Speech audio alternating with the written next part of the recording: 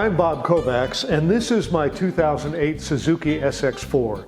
The project I'm going to do today is to replace the cabin air filter. Every 30,000 miles or so, you should replace the cabin air filter, and it's really easy to do. The hardest part of the project is taking everything out of the glove box, because the cabin air filter is exactly behind the glove box. So let's get started.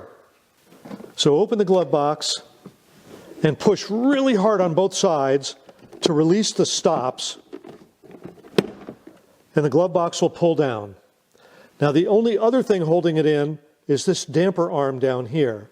So pop this off, and now the glove box can go all the way down to the floor.